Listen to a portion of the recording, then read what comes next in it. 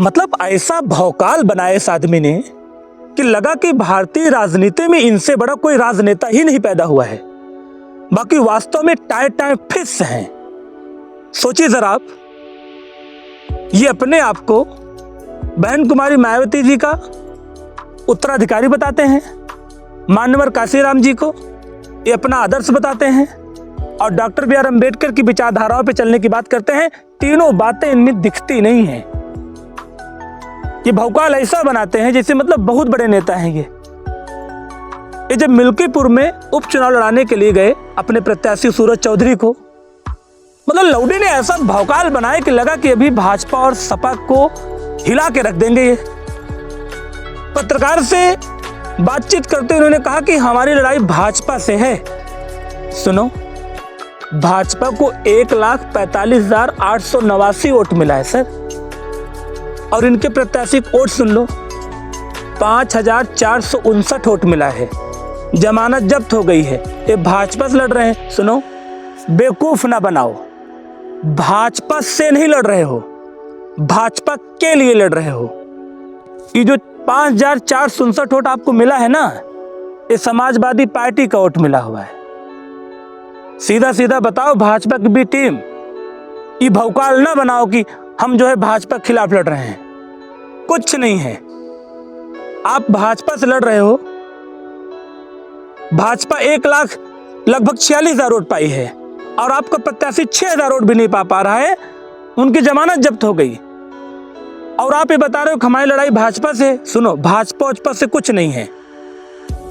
एक आप जो लोग मुझे सुन रहे हैं, मुझे नहीं पता कि मेरी अपनी जानकारी छोटी है कि बड़ी है, लेकिन मेरा अपना सीधा सीधा जहां तक मेरी राजनीतिक समझ है, ये भाजपा की बी टीम है। एक तरफ जो आप ये बताते थे कि असदुद्दीन ओवैसी, तो भाजपा की बी टीम है। सुनो, असदुद्दीन ओवैसी का एक बार दिल्ली पे जो उन्होंने चुनाव लड़ाया अपने प्रत्याशी को, उसका वोट एक बार आप पता कर लेना, आपको समझ में आ जाएगा कि बी टीम है, कि वो जीतने वाले थे।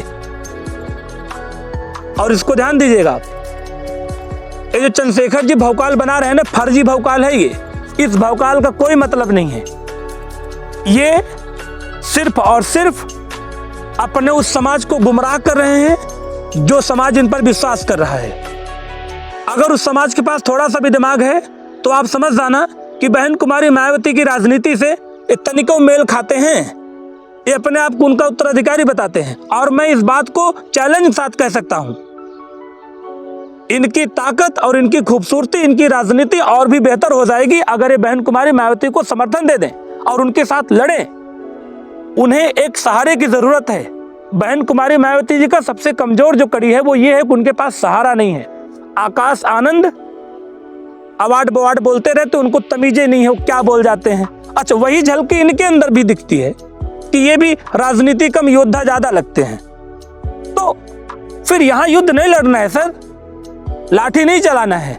राजनीति बहुत बुद्धिमत्ता का काम है।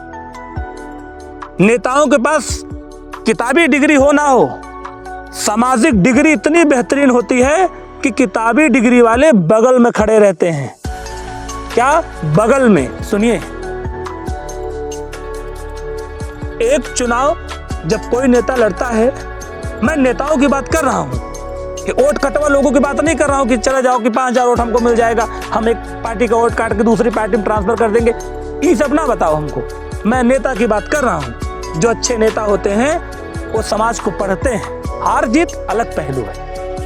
वो हारना और जीतना अच्छे और खराब नेता की पहचान नहीं होती है। ठीक, अमिताभ बच्चन भी एक बार सांसद हुए थे, पता कर लीजिएगा। अमिताभ बच्चन और डॉक्टर बी आर अम्बेडकर भी चुनाव हार गए थे। तो ये हार जीत छोड़ो। अब डॉक्टर बी आर अम्बेडकर अगर चुनाव हार गए तो इसका मतलब ये थोड़ी होता है कि डॉक्टर बी आर अम्बेडकर नेता कमजोर थे, उनके चाहने वाले कमजोर थे। ऐसा कुछ नहीं है। हार और जीत चुनाव में एक अलग मुद्दा होता है। सच बात यह है कि जो राजनीति करने के लिए आता है वो ये जानता है कि क्या सही है क्या गलत है। अब इतना भी बेवकूफ ना समझें। ये मिल्कीपुर में चुनाव लड़ने के लिए गए थे और ये कह रहे थे कि हम भाजपा से चुनाव लड़ रहे हैं, हम भाजपा के खिलाफ लड़ रहे हैं, हम भाजपा के एकदम विरोध में हैं। आप हमें ईमानदारी से बता दीजिए, आपको कहीं से भी लगा कि भाजपा के खिलाफ है, ये भाजपा के लिए खतरा बन गए हैं? ये जितने वोट काटे हैं वहां पर, जितना वोट इनको मिला है 5459, वो सारा वोट समाजवादी पार्टी का है, एकदम कंफर्म। अब आपकी क्या राय है हमें कमेंट बॉक्स में जरूर बताइएगा, मैं जानना चाहता हूं। नमस्कार मित्रों, आपका दिन शुभ हो।